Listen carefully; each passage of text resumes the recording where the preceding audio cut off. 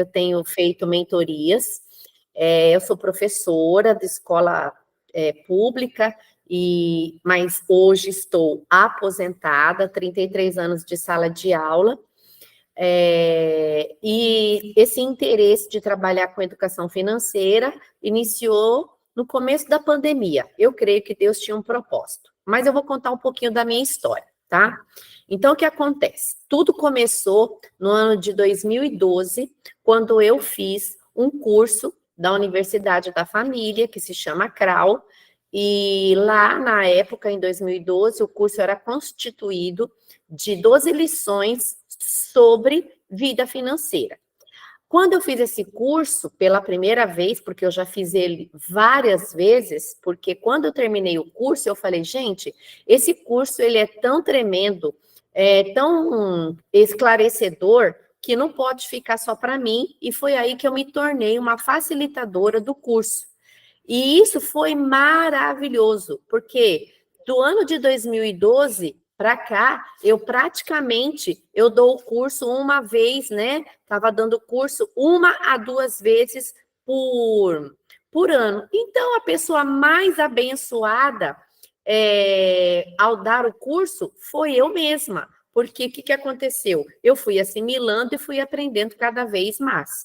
Então, como eu coloquei lá no folder, né, na propaganda que o pastor José falou, 8 princípios de uma vida de sucesso, oito princípios de sucesso para a nossa vida financeira, eu vou relatar, vou contar um pouquinho de cada um deles, mas também vou correr, assim, no sentido porque a primeira parte, ela é praticamente versículos bíblicos, né? E isso só serve para poder como posso dizer, só serve para poder confirmar que a Bíblia está cheia de ensinos, de orientações para a nossa vida financeira, né? Então, por exemplo, eu aprendi que a Bíblia tem mais de 2.300 versículos que falam sobre finanças, sobre dinheiro na Bíblia. Esse número de versículos mais versículos que falam sobre dinheiro do que sobre outros assuntos, tá? Bem, e aí foi aí que quando começou essa minha história, parte né, dessa jornada de educação financeira para mim, e eu fui vendo que mesmo estando na igreja há alguns anos, eu tinha uma vida financeira razoável, mas eu não percebia ou não tinha ou não sabia como é que eu podia melhorar essa vida financeira. E o mais interessante, né, estou falando de mim, Deus estava interessado, Deus era o maior interessado que a minha vida financeira progredisse, né? Então, eu tinha conceitos errados do que era ter uma vida financeira saudável. E aí eu vou falar um primeiro conceito errado que eu tinha e já, assim,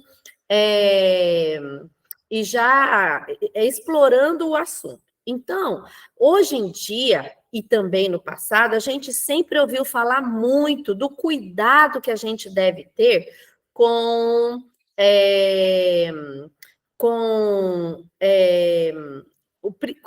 o ensino, né, da prosperidade, né? Então, esse é um fator que, por exemplo, vou falar de mim, que eu aprendia muito, né? Que essa oferta, não é oferta, o pastor José ou alguém aí me ajuda, essa crença, também não sei se é a palavra crença, esse ensino, né? Essa teologia da prosperidade, né? Isso mesmo, pronto, usou a palavra aí. Essa teologia da prosperidade. E eu, até então, né, tinha esse medo de continuar ou de querer aprender e cair nessa bendita ou maldita, né, teologia da prosperidade e me perder. Pois bem, mas graças a Deus isso não aconteceu e não vai acontecer porque os conhecimentos, quando a gente tem o conhecimento certo, o Senhor é aquele que está que habita em nós e que ele é o primeiro que se preocupa em fazer com que a gente cresça para melhorar, né? Que a gente cresça para contribuir não somente na vida de cada um em particular, mas também na vida do próximo. E aí, eu, então, me tornei facilitadora do CRAU, é uma bênção o curso, é da Universidade da Família, muitas vidas como a minha foram impactadas, e foi quando chegou em 2020, naquele caos da pandemia, o que fazer, eu então eu fui atraída, na realidade, pela internet, por um curso de educação financeira, e eu sempre tomei cuidado para, né, não cair nessa teologia da prosperidade, de ouvir de pessoas idôneas, de ouvir de preferência de pessoas cristãs, né, que tivessem base bíblica para poder ensinar, tá?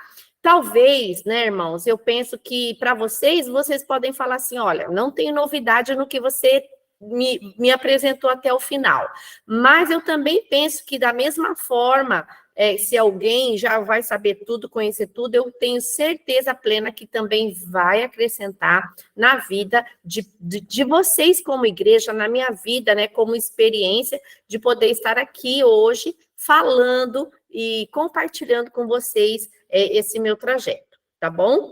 Bem, como nós somos igreja, como nós somos filhos de Deus, né? Eu penso que a primeira coisa que nós temos a liberdade de falar de vida financeira baseado nos princípios bíblicos, né? E aí eu vou apresentar aqui para vocês, eu vou colocar o meu primeiro slides. Aqui. Vocês estão vendo a minha imagem? Espera aí, compartilhar. Peraí. Só um minutinho, que acho que o Anderson vai ter que liberar o acesso para você aí, tá? Tá bom, veja se ele consegue liberar para poder eu compartilhar. Bom, consegue nos ajudar aí, querido? Oi, Gé. A gente já vai liberar aqui, tá bom? Só um minutinho. Tá bom, obrigado. Porque aí a gente consegue ver aqui.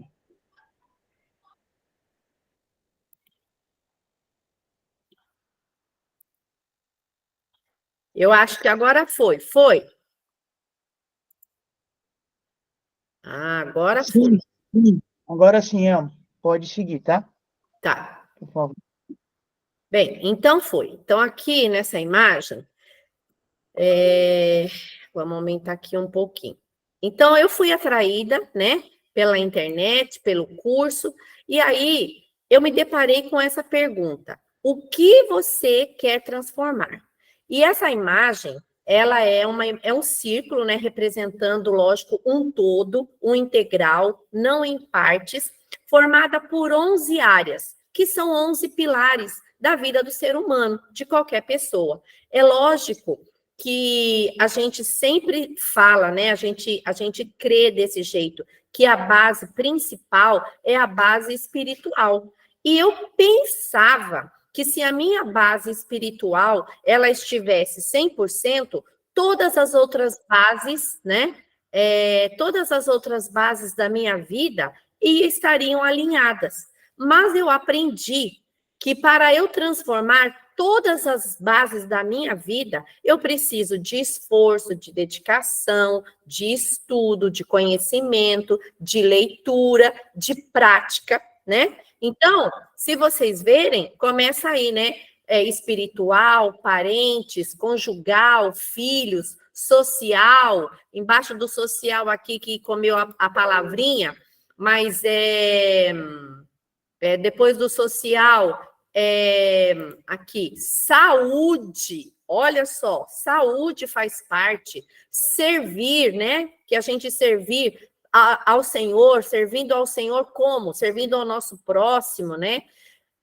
O pilar intelectual, o financeiro, o profissional e o emocional. Quando eu me deparei com essa imagem e eu recebi as explicações, eu falei, nossa, e a gente vai aprendendo sobre cada área, você fala assim, então eu preciso alinhar muitas muitas coisas na minha vida para poder eu, então, chegar a uma abundância de vida espiritual. Na realidade, hoje eu posso falar para vocês que quando, né, está escrito lá na Bíblia, quando Jesus fala que ele veio ele veio para dar vida e vida com abundância, eu tinha uma imagem muito limitada dessa abundância, né? Eu não conhecia essa abundância de uma forma global, de uma forma ampla, né? Então, o que acontece? Hoje eu tenho convicção que quando na palavra de Deus o Senhor deixou para mim esse ensino de que tereis vida e vida em abundância, essa abundância, irmãos, é para todos os nossos pilares. Porque se um pilar ele está desajustado, ele não está, como posso dizer, além de desajustado, ele está doente, qualquer pilar ele interfere no outro pilar. Então, o que cabe a nós como filhos? O que cabe a nós como pais, mães, responsáveis? O que cabe a nós? O que cabe a nós é saber qual é o pilar que está desajustado, que está doente, que está fraco, e fazer o quê? Fortalecer, aprender, né? Então, é isso, porque um pilar precisa do outro.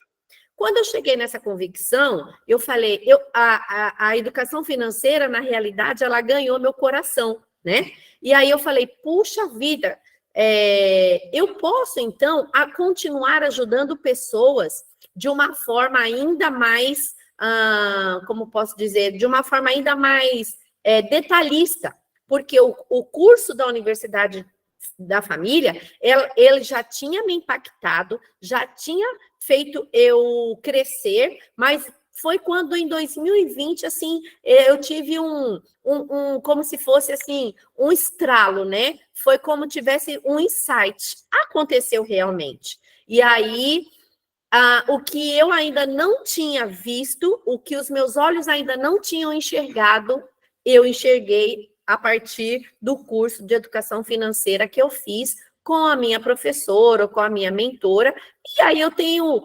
aperfeiçoado, tá? Eu não sou a dona do saber, mas eu sei que muito do que eu vou aqui explicar para vocês, eu tenho passado por experiências e eu tenho vivido, tá bom? Bem, então agora eu vou mudar aqui a nossa imagem, tá? Para poder começar a falar dos 8 princípios. Aqui.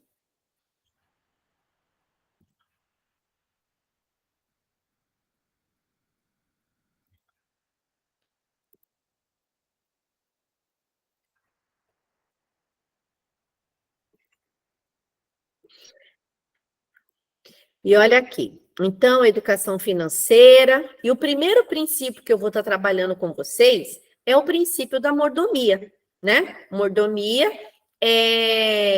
então, explicado na palavra de Deus, né? E aqui eu coloquei alguns versículos que eu vou somente ler, mas eu não vou ficar na preocupação de explicar nenhum, porque eu penso que a explicação vocês podem fazer em um outro momento, em uma outra oportunidade, que eu estou aberta a poder estar com vocês novamente. Mas é só para poder deixar claro o que é mordomia. Então, 1 Crônicas 29, 11 e 12, quando, né, diz que tudo que existe nos céus e na terra é do Senhor, né? E seu é o reino, independente que este reino esteja nas mãos do inimigo, porque foi dado para ele, mas tudo é de Deus. E nós devemos adorar a Deus, porque ele dirige todas as coisas, né? Do Senhor é a terra e tudo que nela existe, o mundo e os que nele vivem. Aí no registro de Salmos 24, 1. Eis que os céus e os céus dos céus são do Senhor teu Deus, a terra e tudo o que nela há, em Deuteronômio 10, 14. Então, diante aqui desses 3 versículos, vocês estão vendo, né? Aí, deixa eu ver, conferir aqui. Ok, vocês estão vendo. Que tipo de administrador você tem sido? Se tudo é do Senhor, eu vou fazer uma pergunta para vocês, né? A vida de vocês, a gente sabe, a vida de... Pode ir respondendo no chat se quiser. De quem é a vida de vocês? Ah, a minha vida é do Senhor. Então, se a vida é do Senhor, eu já respondi para mim, né? A minha consciência. Que tipo de administrador você tem sido?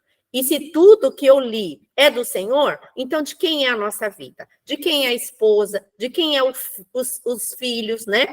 De quem é as coisas materiais que nós conquistamos e administramos? Então, vou falar para vocês que essa consciência, principalmente, das coisas materiais que eu fui adquirindo com o trabalho, com realizações e com conquistas, eu sempre fui cuidadosa, né? Mas é aquela coisa, tá saindo tudo bem, não tá? A vida é assim mesmo, vou levando assim, empurrando com a barriga, que era um termo que eu usava, né?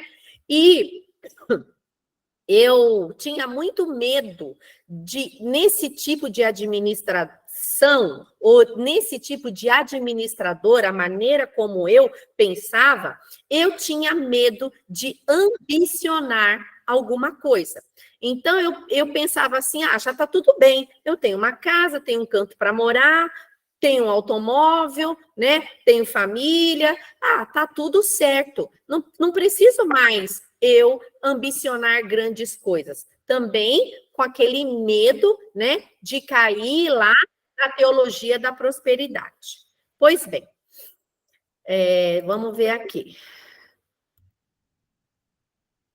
Às vezes aqui. Tá.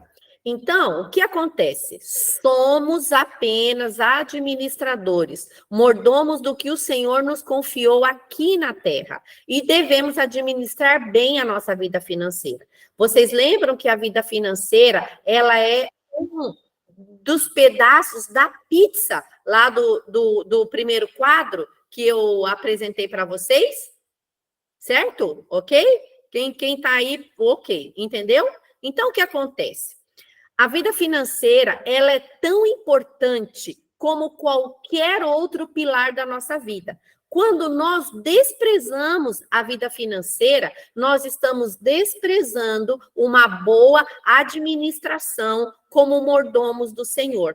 Então, é por isso que na mordomia, os gastos ou a maneira como você administra devem ser avaliados para que não haja, né, gastos desnecessários, gastos não planejados, para que a gente não caia em um consumismo, muito menos que a gente não seja devedor, né?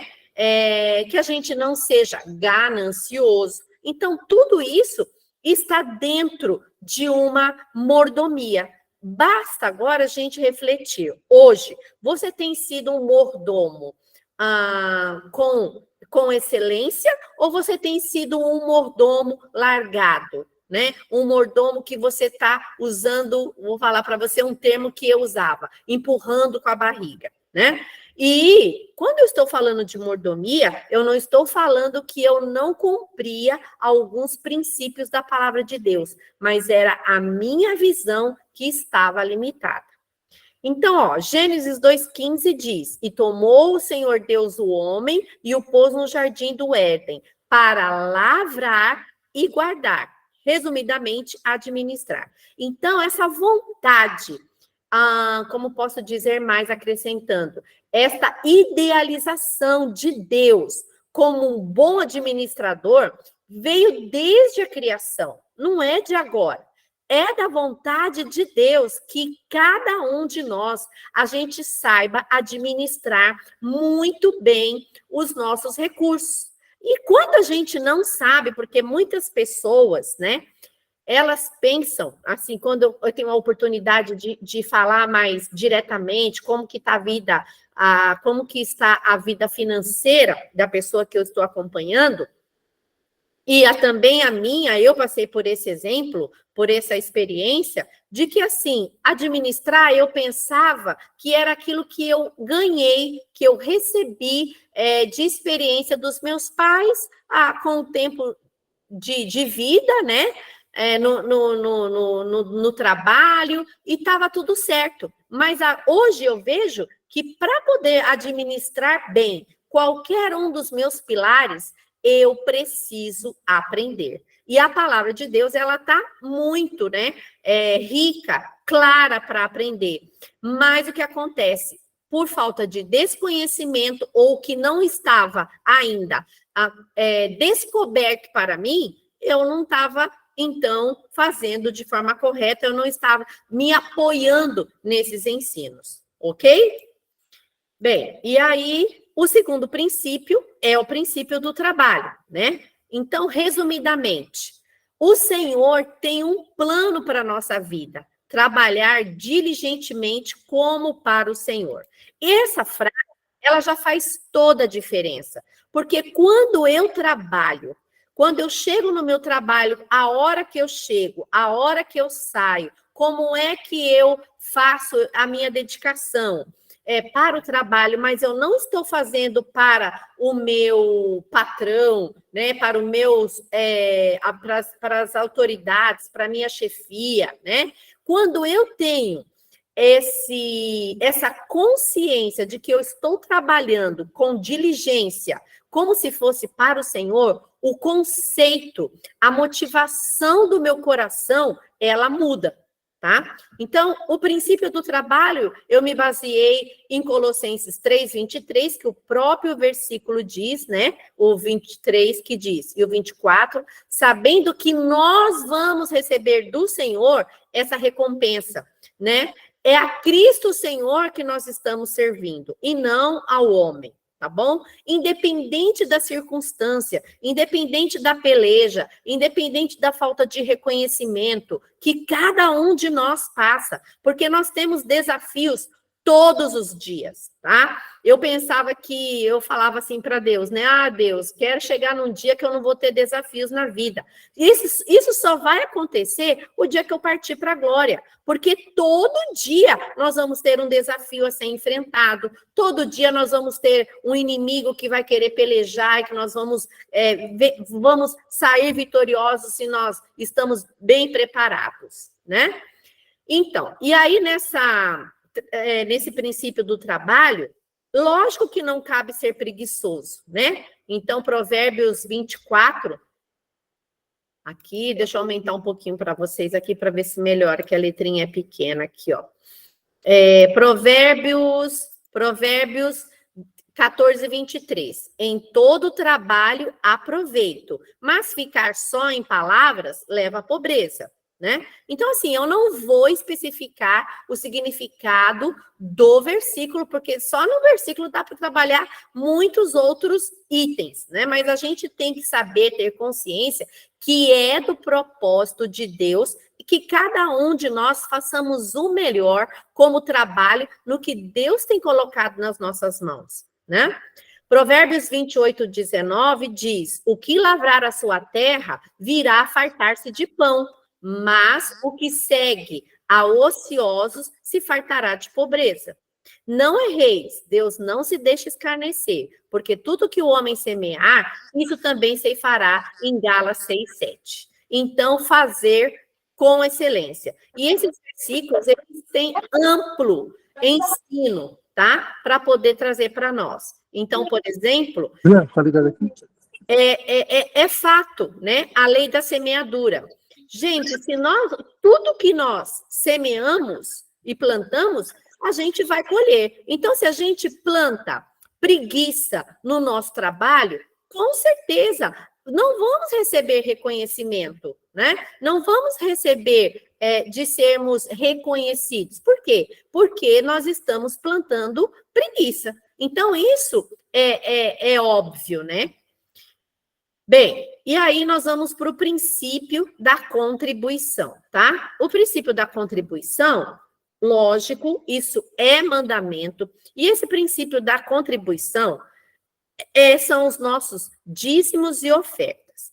Quando eu vou ensinar para alguém, aqui, vou colocar mais um pouquinho aqui, né, que não é cristão, eu não vou bater nessas teclas aqui que eu estou falando para vocês, né, desses princípios que a gente passou pela mordomia, pelo trabalho, pela contribuição, principalmente pela contribuição, porque mordomia é aquele administrador que você quer ter sucesso, quanto melhor você administra, mais sucesso você vai ter. Em relação ao trabalho, quando você trabalha com dedicação, e trabalhar com dedicação não é trabalhar com excesso, né? Você tem que saber ter o equilíbrio entre trabalhar e também o seu tempo de você fazer outra atividade. Então, eu não estou falando nada do extremo.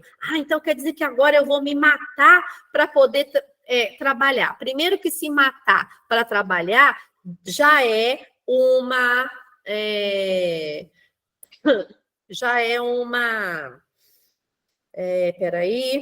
uma crença limitante. Quando eu falo, eu vou trabalhar, eu vou me matar de trabalhar, é uma crença, eu já estou me limitando. Isso não vai ser saudável para a minha vida. Eu vou estar gastando, eu vou estar desequilibrando a minha saúde, tá bom?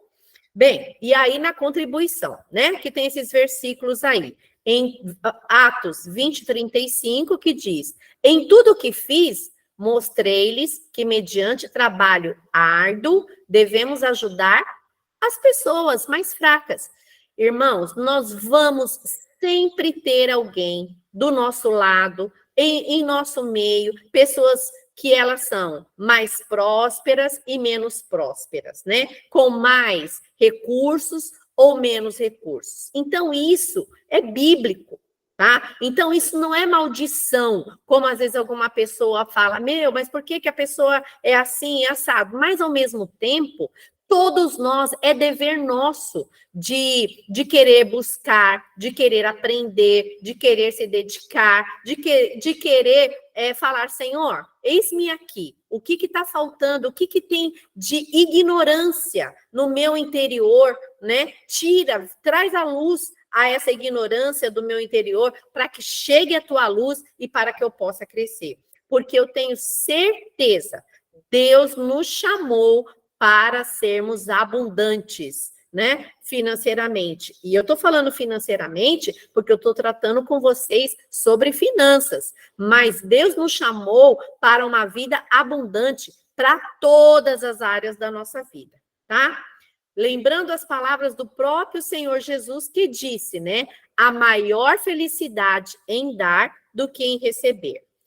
O próprio João 3,16, né, que diz que Deus amou o mundo de tal maneira que ele deu. Jesus, Deus, ele não fez nenhum acordo com ninguém para poder ele mandar o filho dele unigênito, né? Ele deu porque ele amou. Então, nesse princípio de contribuição, eu dou ao Senhor porque eu quero amá-lo, eu quero demonstrar o meu amor por ele, né? Eu quero demonstrar o quanto ele é importante para mim, da mesma forma como ele me demonstrou quando ele deu seu Filho unigênito, o Senhor Jesus Cristo, em favor da minha vida, tá?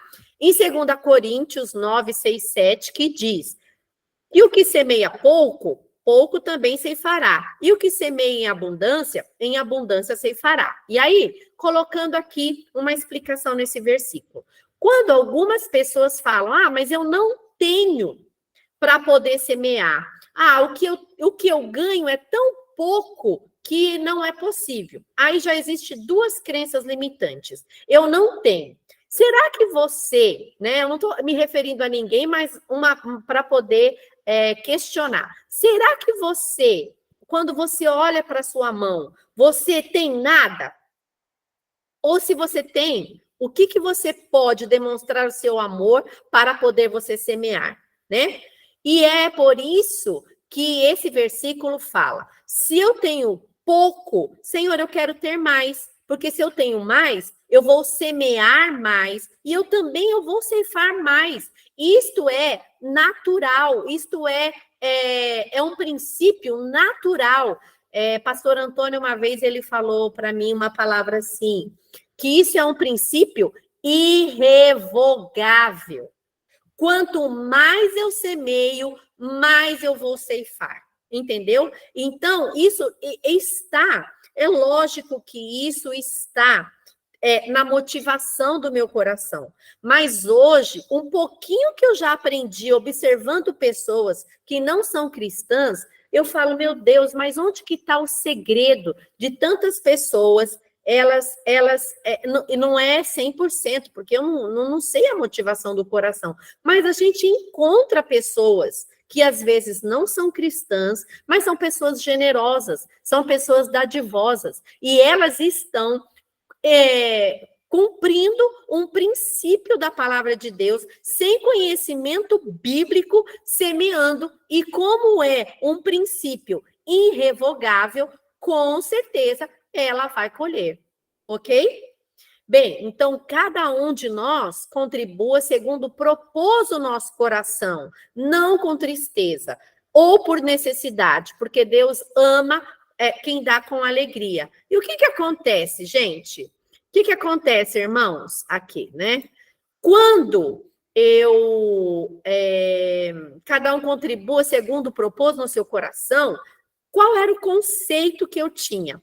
Mas eu não vou ofertar esse valor, porque é tão pouco, é tão insignificante, né? Eu pensava desse jeito. Então, eu era uma pessoa dizimista, mas eu não era uma pessoa ofertante, porque eu ainda não tinha me posicionado, eu já tinha, talvez, assim, eu já tinha aprendido, talvez não, eu já tinha aprendido, mas eu não praticava, né, junto com o meu dízimo, as minhas ofertas. E aí eu fui aprendendo com o curso do CRAU que a oferta, ela é algo planejado também.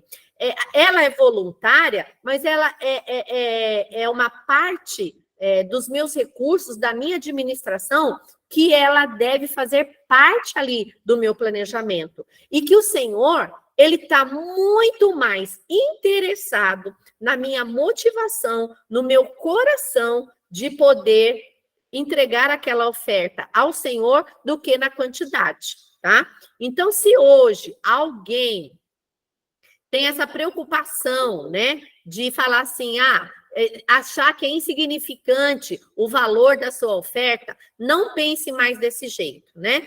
Na própria Bíblia a gente tem quando aquela, se eu estiver errada aí, vocês podem me ajudar, ou na hora da pergunta, me corrigindo, mas quando aquela mulher, se eu não me engano, ela era viúva, ela foi no templo, e ela ofertou as poucas moedas que ela tinha, e quando Jesus falou, né, para aqueles homens que estavam ali observando-a, que ela tinha dado muito mais do que todos eles que estavam ali, por quê? Porque a motivação dela, né, de amor e de gratidão a Deus, ali, a tal ponto dela de dar todos os recursos que ela tinha, aquilo para Deus, e hoje é muito mais importante do que, às vezes, o valor que nós vamos colocar ali.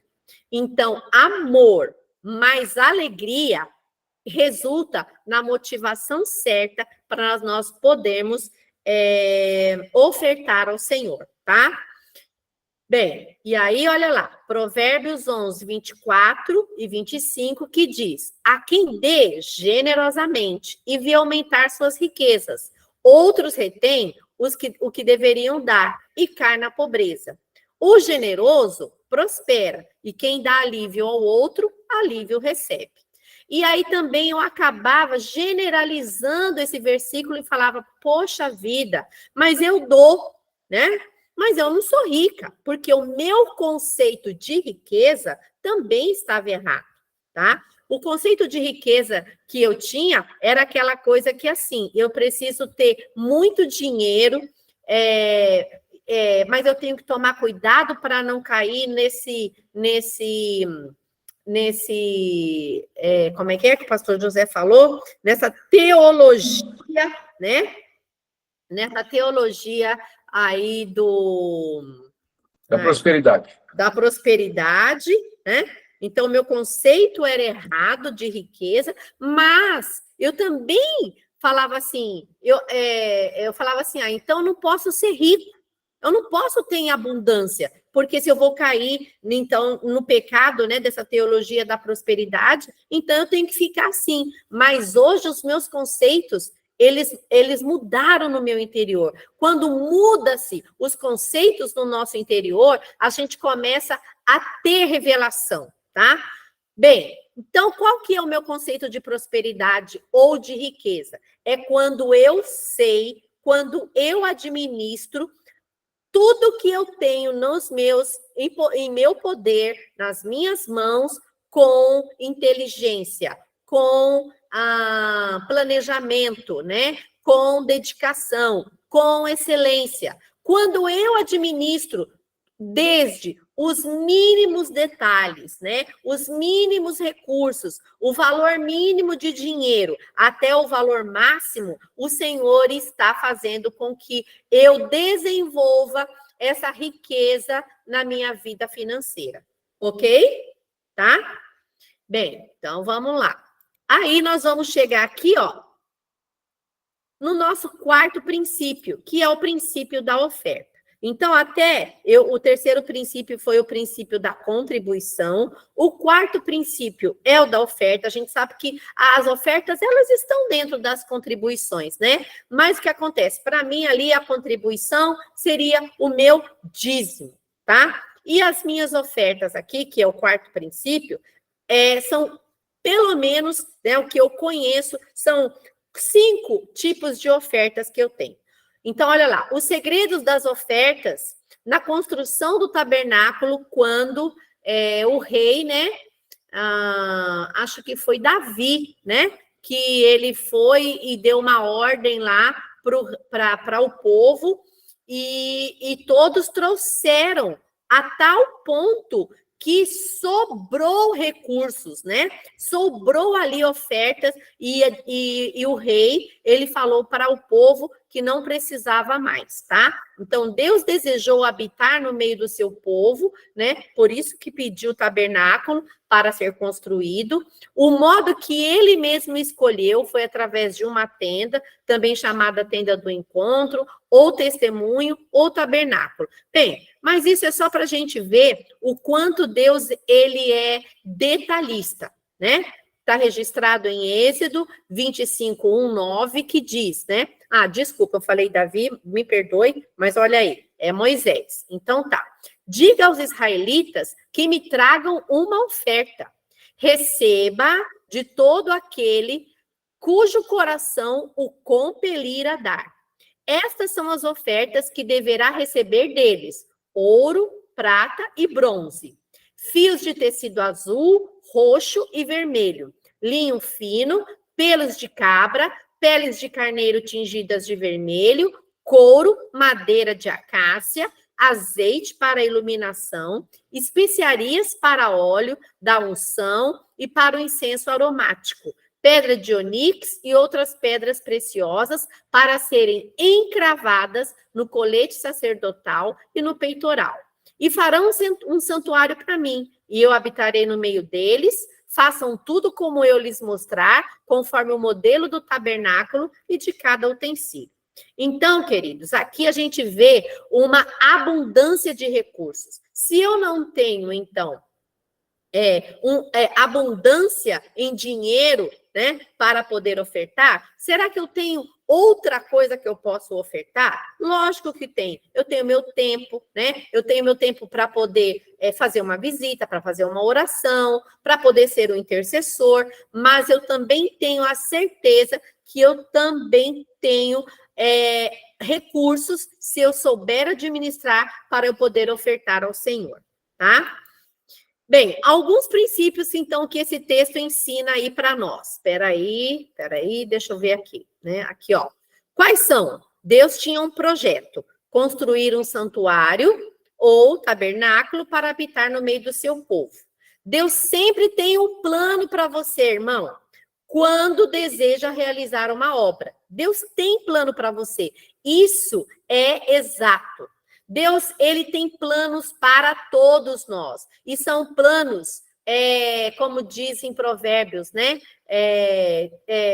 Deus tem planos bons para nós. Deus não tem planos fracassados, né? Deus não tem planos destrutivos. Então, Deus tem um plano para a sua vida e Ele deseja realizar este plano. E sabe como que você sabe qual é esse plano que Deus tem para você? Quando há no seu coração um desejo de você falar: Deus, eu quero crescer, eu quero ser melhor, né? Em todas as áreas da minha vida, mas aqui eu estou falando de área financeira. Então, assim, nas minhas finanças, eu quero ter uma experiência peculiar, particular contigo, tá? E aí Deus revela o plano e depois ele providencia os recursos. O santuário deveria ser construído pelo povo, né? Por nós, quando Deus pede também algo para nós como igreja. Deus quer que saia de nós os recursos, né? Segundo o modelo dado por Deus. E Deus ordenou ao povo, né? Ordenava ao povo por meio de Moisés que eles trouxessem ofertas para a construção. Então, outra coisa, quando eu estou ofertando para Deus, né? O povo não estava ofertando para Moisés. As ofertas foram, antes de tudo, para a glória de Deus e um ato de adoração. Eu tenho certeza que nenhum de vocês pensam assim, mas se isso limita vocês, também é uma coisa que hoje não vai, a partir de hoje, não vai mais limitar. Quando eu oferto ao Senhor, na casa do Senhor, na vida de um irmão, em uma instituição, eu estou ofertando ao Senhor. A partir do momento que a oferta chega até aquele local, até onde ele chega, é compromisso, é responsabilidade minha. Depois que chega na mão, de onde vai chegar, não é mais responsabilidade minha, porque ali eu entreguei ao Senhor. Aí é do Senhor. Se a pessoa que vai administrar, ela vai administrar bem ou não, é a pessoa quem vai prestar contas com Deus, né? É lógico que eu, ao ofertar, eu não vou também ofertar em em vidas ou em lugares que eu sei que não tem um compromisso com Deus. Então, eu também vou ver, né, o campo onde eu estou semeando, tá bom? Mas uma coisa é clara, a oferta é para a obra de Deus. A oferta deve ser feita por mim e por você, que somos filhos. E o que pode ser ofertado? Oferta material ou em valor, que é o dinheiro. Oferta de serviço, como eles eram, né? Deus destacou desenhistas, artesãos, artífices, bordadeiros, né? E tecelões, certo? Então, a maneira como você deve ofertar. Qual é a melhor maneira? A melhor maneira é de coração. Trata-se de uma ação que nasce no coração de forma espontânea. Quando não nasce de forma espontânea, tem que nascer na oração. Buscar em oração. Deus, traz para mim onde é que o Senhor deseja, né, que eu oferte. Como, em quem ofertar. Me traz conhecimento, né, me traz uma experiência. Então, eles ofertavam daquilo que eles tinham. Irmãos, daquilo que eles tinham é porque eles tinham guardado. Não é aquilo que eles tiravam de algum lugar, né?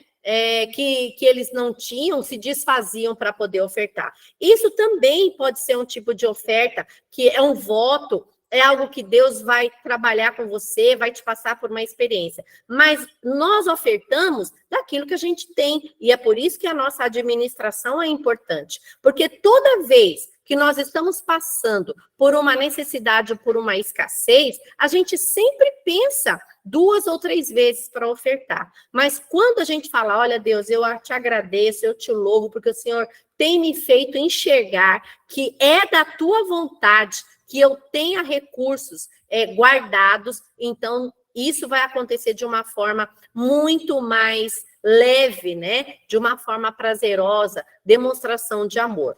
Então, Deus primeiro nos dá para depois nos pedir. Ele nunca pede aquilo que não temos. Os hebreus tinham recursos que receberam dos egípcios quando eles saíram de lá, tá?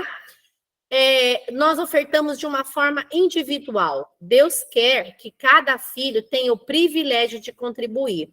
Ele nos escolheu, nos chamou, nos salvou individualmente. Então, ele deseja que também experimentemos pessoalmente, né?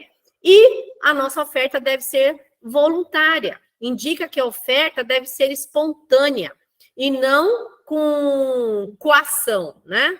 A motivação certa da oferta para Deus é importante. E aí eu vou falar para vocês que muito desse voluntário também entra na teoria, na teologia da prosperidade, porque a gente vê lugares, né, que também fazem essa coação. Então, tudo isso deve ser avaliado com cuidado e examinado.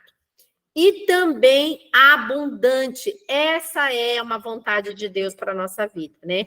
A resposta do povo a essa campanha pró-construção do tabernáculo ordenada por Deus foi altamente positiva. As ofertas foram maiores que as necessidades. Olha que bênção, né? E aqui, nesse quinto sucesso, é onde eu vou, assim, explanar mais sobre a nossa vida prática. Tudo bem? Né? Alguém gostaria, antes de eu chegar aqui, alguém gostaria de fazer alguma pergunta? Tá claro? Não tá? Alguma coisa que não entendeu?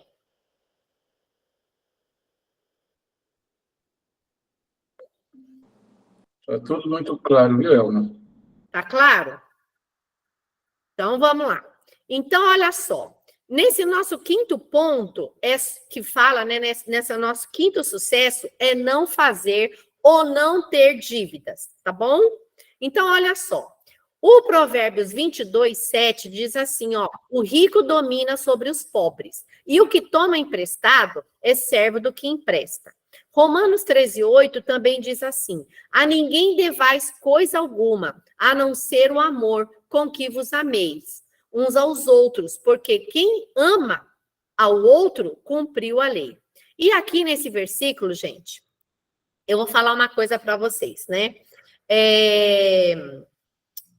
Algumas pessoas já, né, assim, com todo amor, cuidado, eles falam, mas é muito, muito pesado esse versículo. Mas se é pesado, ele vai ser pesado, porque ele está na Bíblia, e se está na Bíblia é para a gente poder aprender, para poder cumprir. Mas era uma coisa que eu nunca tinha, como posso dizer, não tinha visto a importância ou o peso ou o detalhe do que Provérbios 22:7 me ensinava, tá? Então, como era a Elma há 10 anos atrás? A Elma, há 10 anos atrás, eu administrava como eu pensava que estava administrando bem, mas o que acontecia? Os meus recursos, no meu ponto de vista, não eram suficientes para o meu estilo de vida. Então, nunca sobrava. Eu também não tinha um dinheiro, eu não tinha um recurso, eu não me preocupava em ter uma poupança. E, por causa disso, eu queria continuar avançando, ter algumas conquistas, algumas realizações. Aí os recursos não davam. Para quem eu recorria sempre para poder fazer um empréstimo, né? Então, eu posso falar para vocês hoje, eu não tenho vergonha de falar isso. Por quê? Porque na maior parte das famílias, das pessoas com quem eu já tive a oportunidade de aconselhar, a área financeira, ela é uma área... quando começa a falar, ela é uma área tão assim que traz peso, ou que a pessoa fica assim tão vulnerável que ela não gosta, ela tem vergonha, ela se sente envergonhada em falar a posição, né? A situação que ela está. E olha, eu vou falar uma coisa para vocês, como isso é para todas as áreas da nossa vida. Você quer dar um basta na sua vida financeira, na sua vida, na escassez da sua vida financeira? Para esse basta acontecer, você precisa se posicionar, você precisa pedir perdão para Jesus, pedir perdão para Deus, você precisa se humilhar lá, né, como diz o versículo, em Jeremias, eu acho, que fala assim, humilhai-vos, tem uma ordem, me ajuda aí, pastor José, ou qualquer outro irmão que fala que é para... Se esse povo, lembrei, se o meu povo que se chama pelo meu nome, se humilhar e orar e buscar a minha face, então eu ouvirei dos céus, sarareis a sua terra. Não é isso que o versículo fala? Isso. Pois bem, então esse é o processo, irmãos, né? Então o primeiro passo de reconhecimento, de consciência, quando você olha para o seu planejamento ou para a sua falta de planejamento, porque o planejamento financeiro, ele é tão importante quanto a gente poder se alimentar, né? A gente poder descansar, a gente poder se relacionar com as pessoas, ele tem a mesma importância. Quando você não tem planejamento, quando você não se preocupa com a sua vida financeira, você está falando assim para você: eu não quero saber, eu estou sendo irresponsável. Quem quiser, que venha aqui cuidar. Eu não vou prestar contas disso para Deus. Só que essa maneira, essa sua ação está totalmente equivocada, porque nós vamos prestar conta, sim, de todo essa administração, ela sendo boa ou ruim para Deus, tá bom? E o que acontece, né?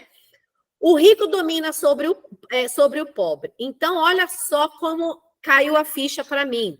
Quando eu pegava, eu tinha medo de cair no evangelho da prosperidade, mas eu não tinha medo de ir lá pegar dinheiro emprestado, né? Eu pensava que estava tudo bem, mas aí depois eu reconheci que quando eu fazia isso, eu estava com cada empréstimo, e eu não estou falando para vocês que é pecado pegar um empréstimo, não é.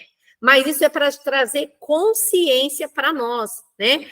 De que é possível nós termos conquistas, nós termos realizações, nós termos planejamento, nós termos confiança em Deus de que Ele vai suprir as nossas necessidades sem precisar fazer uso de empréstimo em qualquer situação ou para qualquer pessoa. Mas a Elma, como era a Elma?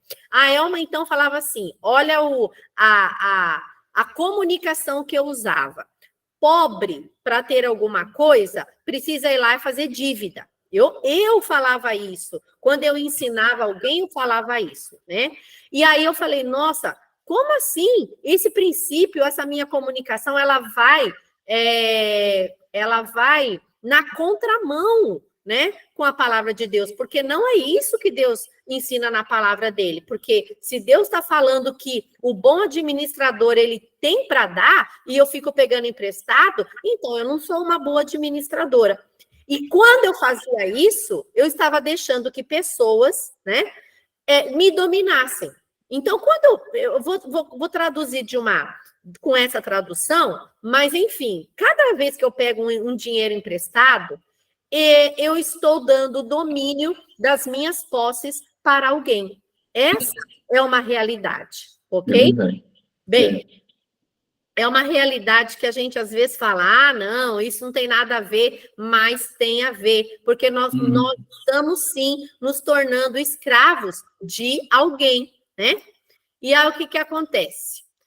Para o Senhor, dívida é escravidão, né? Vê lá o quanto no começo da história da igreja, né? O povo de Israel, eles foram escravizados, né? Por quê? Porque eles foram escravizados porque ali, né? Eles estavam em abundância.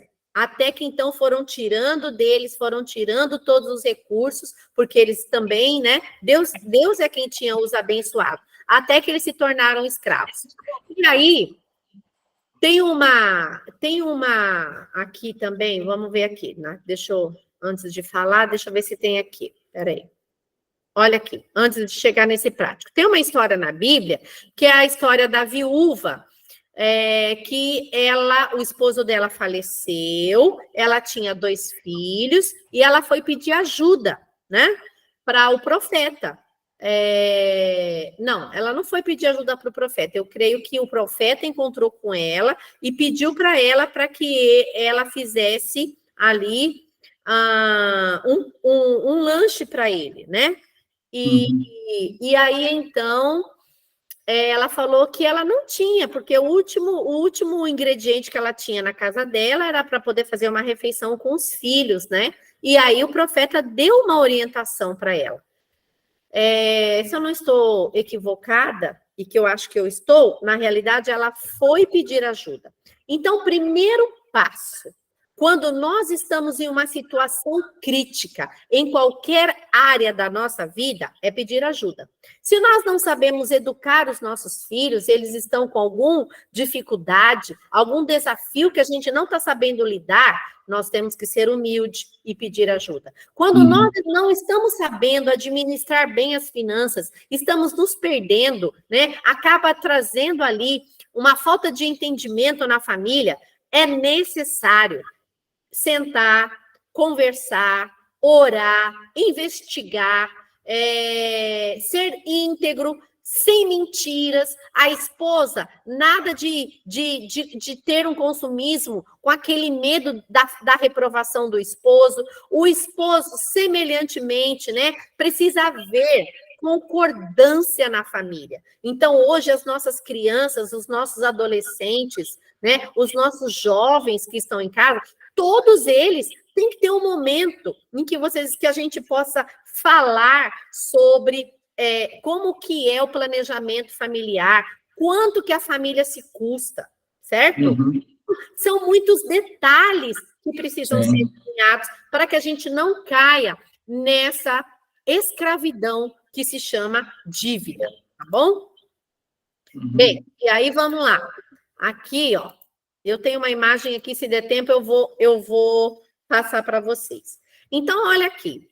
5 passos para sair das dívidas. Então, eu falei até que os primeiros 5 princípios do sucesso, né, eram mais bíblicos, e aqui para a vida prática. E a primeira coisa que a gente trata nesses 8 princípios de sucesso para a vida financeira é a dívida.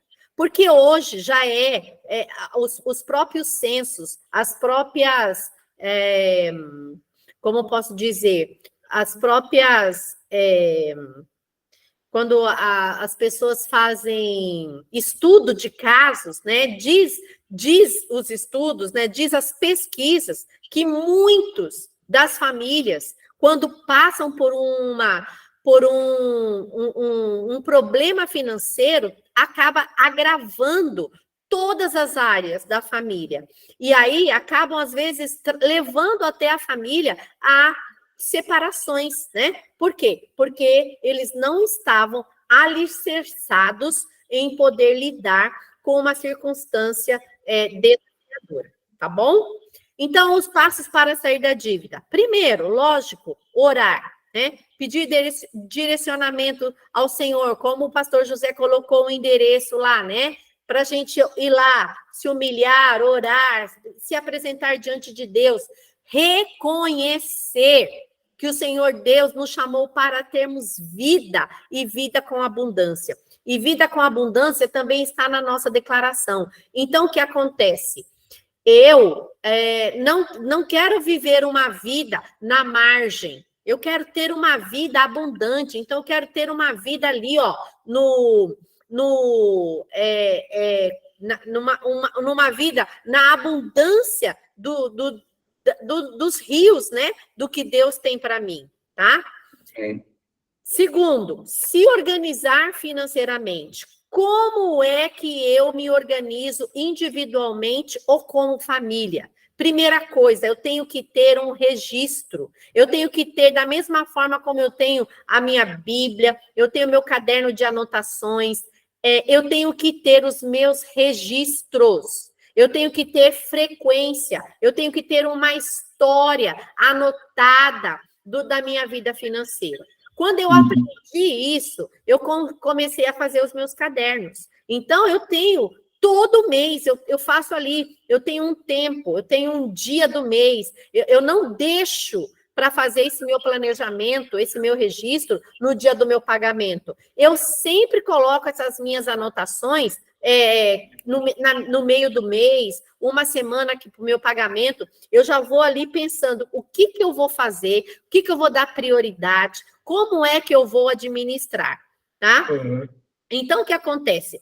Bloco de anotações e planilhas é muito bom acompanhar os gastos, né? Principalmente quando você chega na semana, se você trabalha por conta, se você deixou lá um dinheiro na carteira, quando você vai olhar, você fala, eita, não tem mais. Então, o que acontece? Isso acaba trazendo disciplina para nós, né? Trazendo para nós domínio próprio. Tá? Então, tá aqui, essa é a minha preferência, eu posso sim satisfazer um desejo, mas o que passou, o que excedeu, eu tenho domínio próprio. Então, essa organização financeira, ela é de suma importância. E quando a gente conversa com pessoas muito endividadas, elas falam assim, mas eu não anoto, eu não tenho registro. Então, esse fator, esse segundo item de ter essa vida financeira registrada, ela é de suma importância, tá bom? Depois, descobrir o que é desejo e o que é necessidade. Então, existe concordância no casal, tá bom? O que é desejo para mim não pode ser necessidade para o meu esposo e vice-versa. E se então, amor, a gente precisa conversar. Então, vamos chegar aqui num bom senso, vamos chegar num consenso, né? Não num bom senso, vamos chegar num consenso do que é necessidade para nós, do que a gente pode ter mãos juntos, uma vez abre você, outra vez abre eu, e aí a gente vê, tá? E traçarmos um plano de ação. Como que eu traço um plano de ação? Eu só consigo traçar um plano de ação quando eu economizo. Porque quando eu economizo, é aí que eu vou poupar. E aí, depois que eu poupo, eu posso investir, tá bom? Para qualquer situação que eu quero.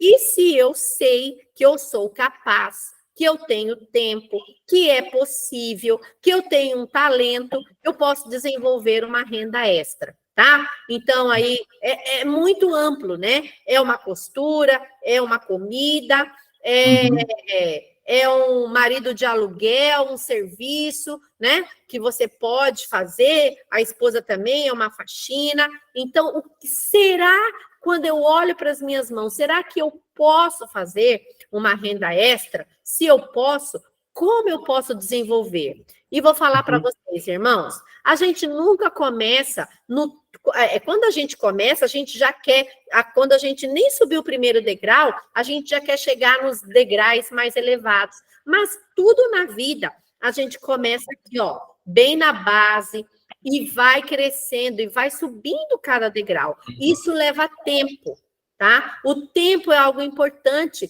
para a gente poder sair da dívida quando se fala de uma pessoa endividada. O tempo é importante, e a disciplina, a ousadia, a fé, para poder você ir se posicionando e você ir se libertando, tá? Amém. Algumas pessoas falam que, por exemplo, né, a gente sempre fala de libertação para a área espiritual, mas a gente não fala.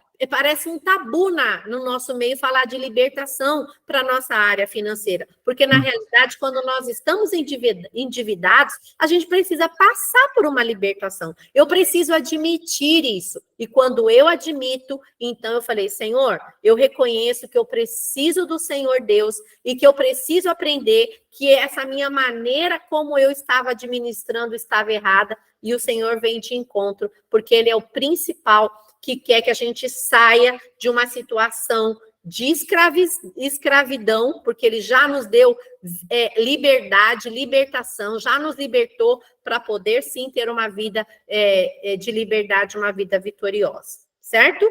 Dos 5 passos, qual é o quarto? Estabelecer prioridades. Então, eu, quanto família, eu necessito levantar o que é prioridade no momento da vida que cada um de vocês estão inseridos, vivendo no estilo de vida. tá? Precisa ter conversa, precisa ter comunicação entre o casal, entre os pais e filhos, né? De qual é a necessidade, esclarecimento. Se hoje um adolescente ou uma criança chega para o pai, para a mãe e fala: mãe, eu quero isso. Mãe, eu preciso disso. Então, de uma forma em amor, como vai lidar com a resposta? Menino, você está pensando o quê? Que dinheiro dá na árvore? É assim como você quer? Então, às vezes a maneira bruta como nós respondemos de uma forma que a gente não imagina que está sendo bruto, né? Às vezes, há vontade, há o desejo de poder satisfazer, né? Lá, mas ainda às vezes não há possibilidade. Então, fale a verdade, né? Olha, filho, ó, o nosso orçamento, ele está bem curtinho, ele está justo, ele está apertado, papai ou mamãe estão passando por essa situação, ainda nós não podemos dar isso para você, mas o que acontece? Lembre-se, não se esqueça, nós somos valorosos, nós somos amados, não por aquilo que nós temos, mas por aquilo que nós somos, né? Então, essa verdade, essa clareza, essa comunicação, olhando no olho, quando nós somos abordados, isso faz total diferença para podermos nós... para poder nós acrescentarmos na experiência dos nossos filhos, tá bom? Esse segundo item aqui do quarto, aqui desses 5 passos, do passo 4, verificar qual CET. Esse CET não é não é o CET do trânsito, gente. Esse CET se custo efetivo total maior. E essa sigla, ela vem geralmente lá no nosso cartão de crédito, na fatura, vem talvez em alguma conta, água, luz, telefone, né? Mas o que acontece? Esse custo efetivo, ele muda muito de uma conta, de uma dívida para outra. Isso acontece muito nas instituições bancárias, nos cartões de crédito. Hoje, um cartão de crédito, ele cobra, né? Ao mês, varia de um cartão para outro, mas eles cobram um custo aí, gente, de 13% de juros, né? Ao mês, 12, 11, então ninguém paga para nós, nenhum banco, nenhuma plataforma digital, como posso dizer, às vezes acabo me esquecendo das palavras, me perdoe, mas nenhuma instituição hoje de investimento paga mais do que 1%, 2% de rendimentos em um investimento ao mês, tá? Então, tudo isso a gente tem que aprender a ler quando nós estamos passando por uma situação. Eliminar dívidas não essenciais, né? Como que eu elimino dívidas não essenciais? Existem pesquisas, gente, que falam que maior parte chega assim a mais de 60% de brasileiros que eles pegam empréstimos, eles acabam tomando empréstimos sem uma necessidade. Por quê? Porque eles pensam que é uma forma de sair de uma situação ou de melhorar o estilo de vida. E isso é eliminar dívidas não essenciais. Será que eu realmente preciso desse empréstimo agora? Será que eu não consigo construir essa reserva em tantos meses para poder eu ganhar comprando, fazendo o que eu desejo, um sonho nosso quanto família, sem precisar pagar juros para o banco, tá? E o quinto passo para sair da dívida é a renegociação. Por quê? A renegociação, formas de economia são um dos pilares para sair da dívida, mas geralmente essa renegociação, ela chega quando uma pessoa está endividada e ela acaba recebendo uma proposta naquela daquela dívida, mas ela está num estado vulnerável, sem investigar se o pé dela alcança ou não, e ela vai lá e faz uma renegociação. E aí a pessoa pensa que ela está fazendo um bom negócio, mas na realidade ela está atraindo mais uma dívida, mais um compromisso, e ela vai ter que ficar com o pagamento, a administração dela, de recursos ainda muito mais apertado. Então, a gente não pode e não deve, só porque estamos passando por alguma situação crítica de dívida, e receber uma proposta de renegociação e falar assim, não pode. O ideal é você primeiro saber que estado está o seu planejamento mensal, se tem uma margem de dinheiro que, se você for aceitar aquela renegociação, não vai te trazer prejuízo para as suas outras despesas, tá bom? Bem, então vamos aqui. Eu creio que vai dar para poder chegar quase no fim, e às 9h30 eu paro para perguntas, e o que não der até aqui a gente continua. Então, olha aqui dicas, né? Que na realidade são orientações de como nós podemos. Aqui, deixa eu diminuir aqui, peraí, para a gente ver. Ó. Né? São orientações de como nós podemos fazer economias. Você tem cartão de crédito? Você já colocou reparo? Quanto é que você paga de taxa por esse cartão de crédito? Ou qualquer outra forma de taxa que vem embutido no cartão? Você, por um acaso, você já foi atrás? Será que existe hoje no nosso mercado financeiro alguma instituição que pode conceder um cartão de crédito para você sem custo? Então, essa é uma orientação, tá? Quando você tem um cartão de crédito e você se perdeu, você vai lá e paga o mínimo. Essa é a pior forma de fazer o cartão de crédito do mês, né? É quando você não consegue, quando você não pode pagar o todo, porque isso já acaba te trazendo um transtorno para o próximo mês, porque os juros embutidos, como eu falei, aquele custo lá total, ele é muito alto e rapidamente vira uma bola de neve. Você tem uma conta bancária? Quanto que você paga de taxa por essa conta bancária? Então, da mesma coisa do cartão. Hoje em dia, no mercado financeiro, é possível eu ter uma conta bancária sem custo? Eu vou falar para vocês. É possível. No nosso estilo de vida, os planos que você tem de telefone, de aplicativos, de TV, de programas, é possível eliminar algum desses planos, algum desses pacotes, reduzir para poder você fazer uma economia por um desejo, por uma necessidade de alcançar algo que você quer, abrindo mão de algo hoje, pode ser até mesmo de um conforto, para poder ter um conforto futuro.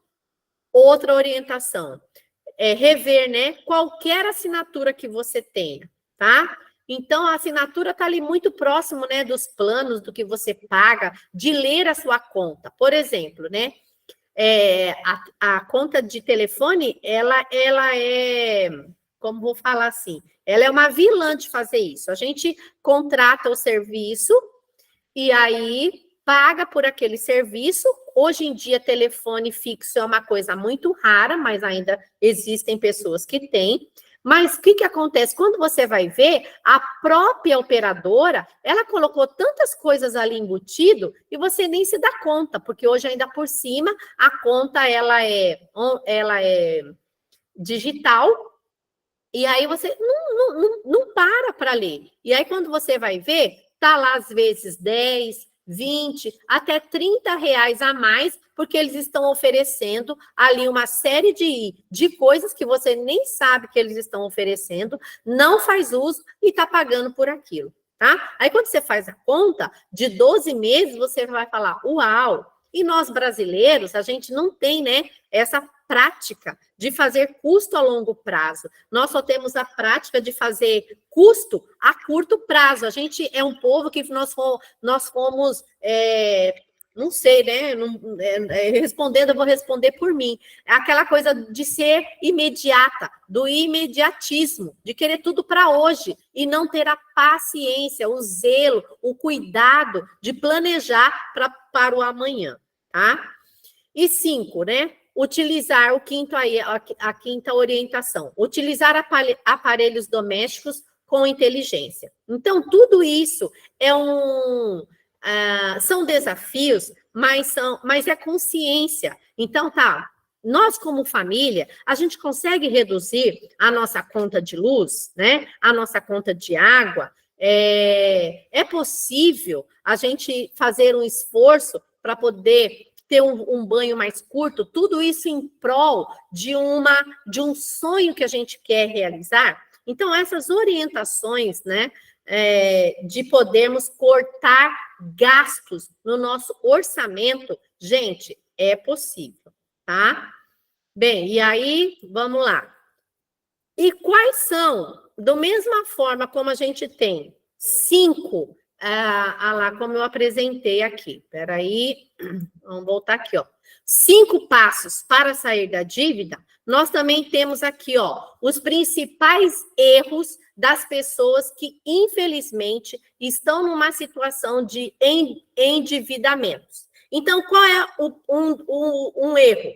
É o erro de eu comunicar assim: eu só vou sair dessa situação que eu estou vivendo quando eu ganhar mais. Isso era uma coisa que acontecia demais comigo. Então, eu sempre ficava ali, ó, naquela ansiedade de que o dia que eu recebesse um aumento no meu salário, as coisas iriam melhorar. E aí eu aprendi, né, nesse tempo, nos 10 anos, enfim, já fazem 10 anos que eu fui administrando o curso várias vezes, mas de 2020 para cá, foi quando eu falei, eu tenho que ser consciente que não é o quanto eu ganho, mas é o como eu administro, porque eu tenho que ter o meu estilo de vida naquele valor que eu ganho. Agora, eu posso estar insatisfeita com o valor que eu ganho? Posso. Isso é saudável, porque se eu estou insatisfeita, eu tenho que acreditar que eu tenho mais potencial, que eu posso me preparar, que eu posso me desafiar, que eu tenho que sair da zona de conforto, que eu tenho que estar ali, sair do comodismo, né? E poder ambicionar, a planejar e falar assim, ó, eu vou me preparar para poder, então, ver a possibilidade de uma promoção ou de poder desenvolver um serviço extra. Então, o focar mais é aquela coisa assim, esperando, sentado, ganhar mais para poder a situação melhorar. Esse focar em ganhar mais nesse sentido está errado, tá? Esse é um erro de pessoas endividadas. Focar em eliminar as dívidas, tá? Então, você pode perguntar assim, Elma, então quer dizer que eu vou deixar as dívidas de lado? Não. Você vai simplesmente planejar paralelamente o que gastos essenciais e não vai deixar que as dívidas acabam te trazendo desespero, acaba te trazendo estresse, doença, insônia por causa dessa situação. Lembrando que se eu estou em dívida, é porque eu não tenho sido uma boa administradora, né? Esse é o reconhecimento, essa é a consciência. A culpa maior, né, de eu estar passando por isso, não é o esposo, não é a esposa, não é o filho, não é eu. Será que eu soube me posicionar falando não na hora certa? Independente se a pessoa quer ouvir ou não, será que eu me posicionei? Então, eu era, por exemplo, um tipo de pessoa que eu não sabia falar não para os meus familiares, né? Até os mais próximos, até o mais distante. Alguém ia lá e falava assim, você me empresta seu cartão? Você promete que você vai me pagar no dia? Eu prometo. Então tá bom, vai lá. E chegava no dia, não pagava. E aí, o que acontece? Eu tive um princípio errado, que foi o princípio de ser... o princípio de emprestar o cartão, que é o de... alguém me ajuda aí. Quando eu sou... A Bíblia fala disso, né? Quando eu estou respondendo... Fiadora. Fiadora, isso mesmo. Quando eu estou sendo fiadora, né, de alguma coisa que eu não tenho condições e recursos, porque até nisso nós só podemos ser fiadores de alguém em qualquer nível, com qualquer valor, quando nós temos a consciência de que se a pessoa que eu estou financiando, ela não puder pagar, eu posso pagar. Mas se eu vou financiar alguma coisa para alguém e eu sei que se der errado, eu vou sair prejudicado, eu tenho que saber me posicionar e falar não. E eu vou falar, olha, eu não vou emprestar o cartão, porque se eu te empresto o cartão, eu vou estar financiando para você a minha palavra, a tua palavra de pagamento. Se você não cumprir, eu vou ter que cumprir, tá bom? Então, olha, é necessário ter uma meta maior, que é poupar e investir, né? Eliminando essas dívidas e sabendo lidar com elas, tá bom? Renegociar a dívida sem se organizar financeiramente, que eu expliquei nos slides atrás. E não formar ou não ter uma reserva financeira. Gente, eu não sei se vocês já ouviram, queridos irmãos, falar sobre isso, mas eu vou contar para vocês. Reserva financeira era uma coisa que eu não cria, que eu falava que eu jamais iria formar. Isso para mim era uma realidade extremamente longe. Mas quando eu me deparei com os conhecimentos bíblicos que fala que o tolo gasta todo o seu dinheiro, é assim que dizem Provérbios, né? O tolo gasta todo o seu dinheiro, e eu falei, nossa, que forte. E aí eu falei, meu Deus, me perdoa pelo pecado da tolice, porque por muitos anos da minha vida, no meu tempo de trabalho, eu fui tola. E eu não queria reconhecer, tá? Por quê? Porque é bíblico você ter uma reserva. Quando ali também está escrito, se eu não me engano, em Provérbios, que fala, né, de como as formigas, como elas trabalham, né, ali. Enfim, o que acontece, queridos? Eu formo uma reserva financeira quando eu sei o quanto eu me custo, quanto o meu estilo de vida em gastos essenciais. Então, quanto eu me custo para poder viver no mês e não sobreviver? Tem muitas pessoas, eu usava muito esse termo, que eu falava assim, eu estou sobrevivendo.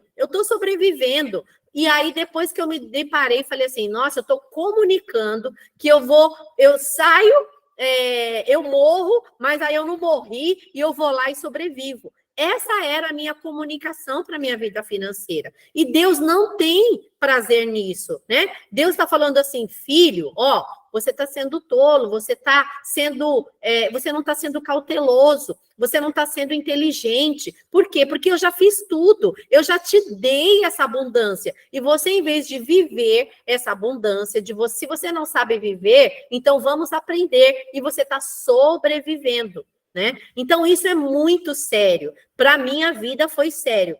Para a minha vida foi significativo. Para a minha vida foi, assim, descortinado essa área, esse lado financeiro de como Deus tem para cada um dos teus filhos, tá bom? E hoje eu posso falar para vocês, assim, que eu ainda vejo que nós, irmãos, eu não estou trazendo julgamento e não estou trazendo peso para ninguém, mas que nós, irmãos, estamos aquém de termos essa vida abundante. Por quê? Por que as pessoas muitos não têm temor ao Senhor, eles têm sede, eles têm vontade de aprender, eles vão para buscar, e por que nós, como igreja, como filhos de Deus, deixamos de lado, não damos o valor devido para a área financeira e vivemos em um travamento constante, tá?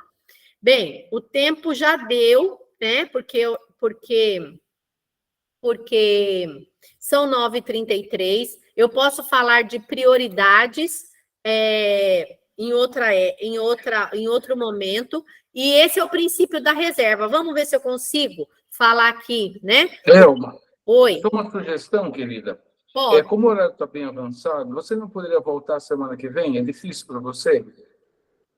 Não, não é difícil, pastor José. A gente Então, pode continuar. porque o assunto, perdão, o assunto é muito interessante e com certeza os irmãos terão muitas perguntas, mas como o horário já está um pouco avançado, seria bom a gente encerrar. Os irmãos anotam as perguntas. A semana que vem, só uma sugestão, Jefferson, a gente retomaria com as perguntas, e aí você avança e termina, porque está sendo muito útil, muito importante. Eu penso que nós deveríamos gastar mais tempo com isso, e nós retomaríamos na próxima quarta-feira com as perguntas que os irmãos já têm. Você precisa anotar a sua pergunta para trazer a semana que vem. Fazia um tempo bom só de perguntas, depois você continuaria e concluiria o assunto. E se não der, a gente continua depois. Eu acho que está sendo muito útil, muito interessante, e com certeza os irmãos querem perguntar, querem participar, para não ficar muito puxado, dado a relevância do assunto, penso que era bom a gente continuar semana que vem, então. O que você acha, Gé? Bom, perfeito, Zé. Da minha parte, tranquilo. Acho que